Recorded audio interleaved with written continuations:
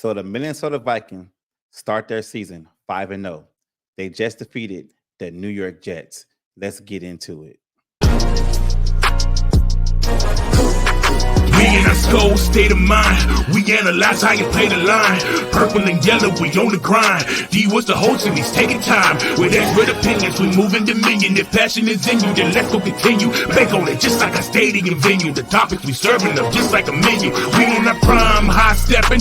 You feel the seat like it's cold peppers. Harder like Carter, but keep it smiling. Like this was the catch number 1,000. The show you gon' love it. You better tell your mama, cousin. The internet's talking and buzzing. So pull up a chair and just grab a drink.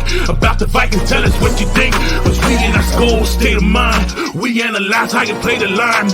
Everything purple and yellow, let's take it up a level. Start the show, yeah, it's time.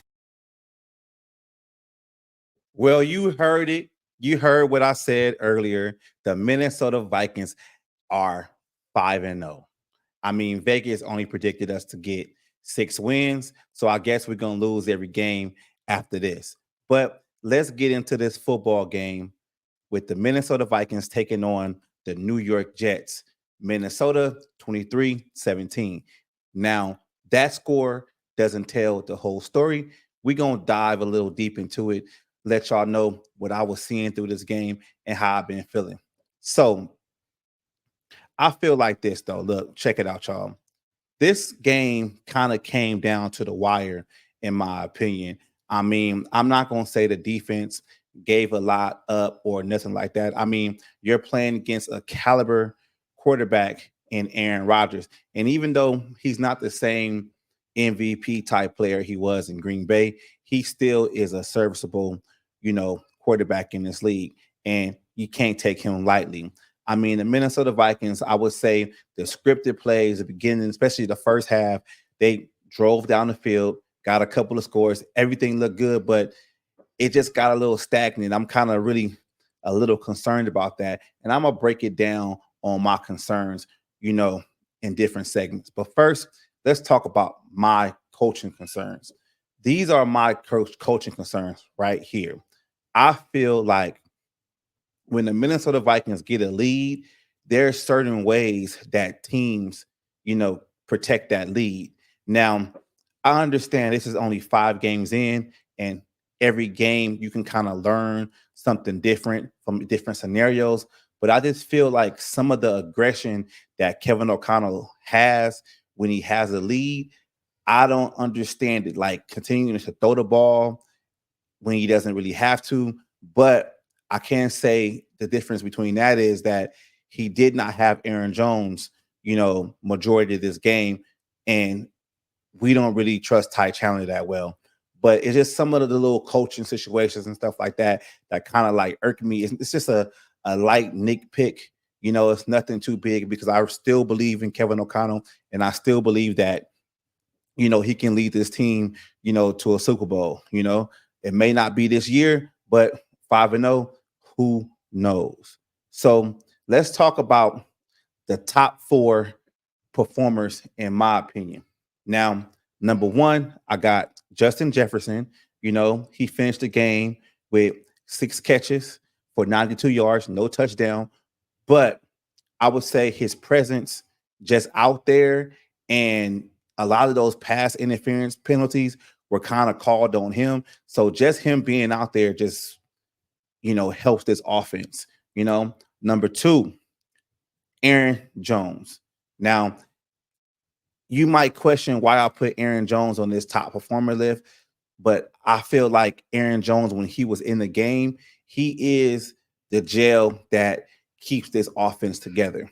And you can kind of tell once Aaron Jones left the game, the offense got a little stagnant. Like when you need those 3 yards or 5 yards or so, like Aaron Jones will get you that. I mean, damn, just look at the play when Sam Darnold got hurt and Nick Mullins had to come in. He basically threw the ball downfield for 24 yards on the 3rd down to keep the chains moving. I mean, Aaron Jones, the way he's playing, like a lot of people wrote him off because he's 30 years old and running back kind of hit a cliff. I mean, he's the glue for this offense. Number 3, Andrew Van Ginkel.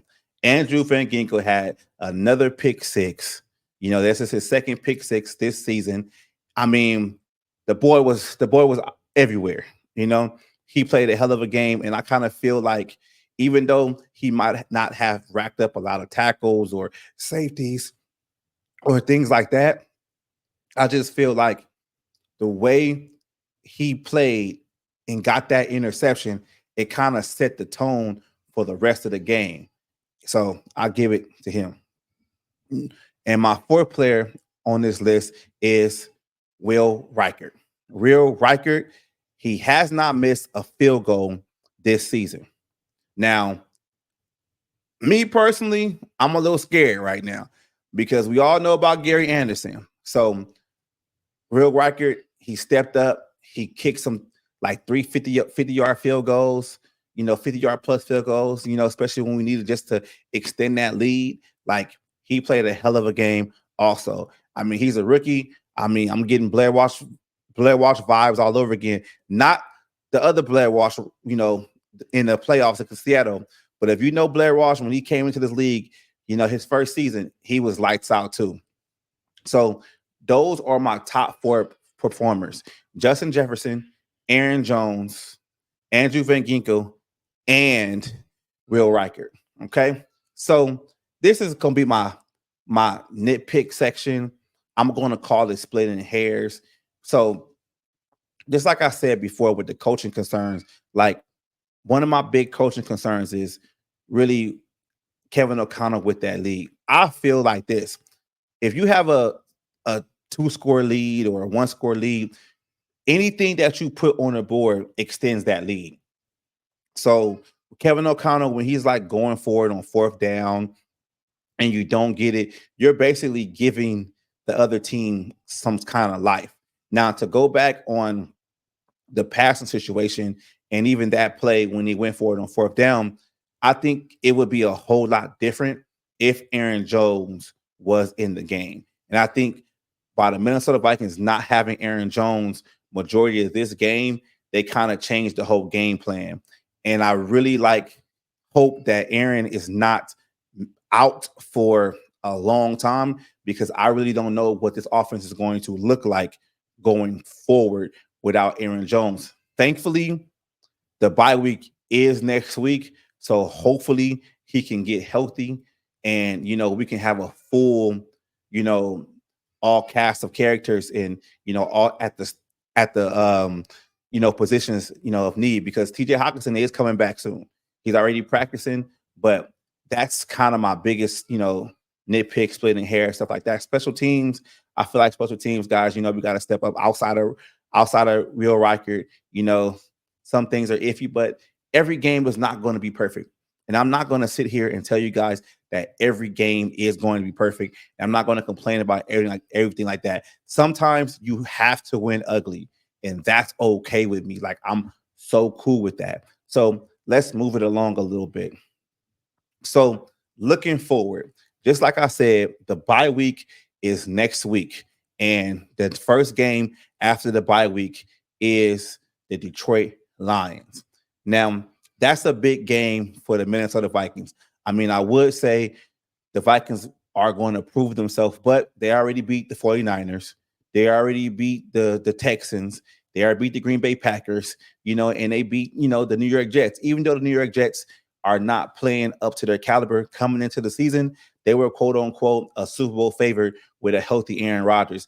But this game coming up, with the Detroit Lions, it's still a statement game to me. And the reason why I say it's a statement game is for these purposes is that you can beat sorry about that. You can beat the Detroit Lions and prove a point and basically stay at the top of the division. Because if you look at the division right now, the division is real close. Hold on real quick. I am going to bring up the division so I can tell you guys exactly how this division looks. All right. Hold on. Let me bring it up. ESPN they don't have it coming up that fast. There we go. Here's the division right now. Just we're not talking about the conference. We're going to talk about the division, right? So the division right now, the Vikings are 5-0. The Detroit Lions are 3-1. They're on their bye this week. All right. The Green Bay Packers are 3-2, and the Chicago Bears are 3-2. So the Minnesota Vikings cannot afford to slip. And what I mean by that is like they gotta go beat the Detroit Lions and stay at the top of the division because it's hella close. And I feel like if the Vikings go on a 2-game slid, it's going to get real close. So that's something that we got to look at. Another thing, too, is with the bye week, that gives Aaron Jones more time to get healthy. All the nagging injuries, for the first 5 games, that helps out TJ Hawkinson come back, a little bit healthy. I don't think he's going to come back the game for the Detroit Lions. I feel like he's going to come back the game against the Rams in LA. I will be at that game in LA. So if you a Viking fan, you a content creator out there in California, hit me up. I will be at the game in LA. I already got my tickets. Straight up. Love going home. So that's just my outlook looking forward. I mean, it's not too much. I mean, I would do closing statements, but everything is pretty much almost said though. The Minnesota Vikings got to come out and take care of business. I just really feel like, looking at the schedule going forward, I look at schedules on like 4 games basis, right? So since the bye week is already up, we already got 5 games, 5 wins. So these next 4 games, you got Detroit, you at home, you got the Rams in LA, you got the Indianapolis Colts, and then you got the Jaguars. Now, those 4 games, the Vikings should be worst case scenario 3-1 within those 4 games. If they win them all, that's great. But I think they should go 3-1. And with 3-1, with those 4 games, that will put their record at basically 8-1. That's a push for the playoffs right there. So, and then after those 4 games, it just, it gets a little, it doesn't really get, too much tighter. I feel like the Minnesota Vikings have already played the tough part of their schedule, but this is the football and this is the NFL National Football League any given Sunday. So I can't really just say like, oh, okay, the Cardinals and the Bears, that should be a guaranteed win because nobody projected us to win this far. So it's like, it is what it is. But those are going to be my closing statements right now. You see the ticker down there. I thank everybody for watching the podcast. Please subscribe. Please follow me on social media, on X, Twitter, whatever you want to call it. Please follow me on Instagram, Facebook.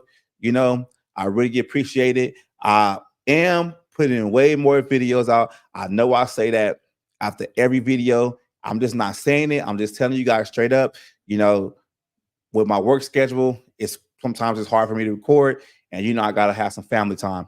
But with that being said,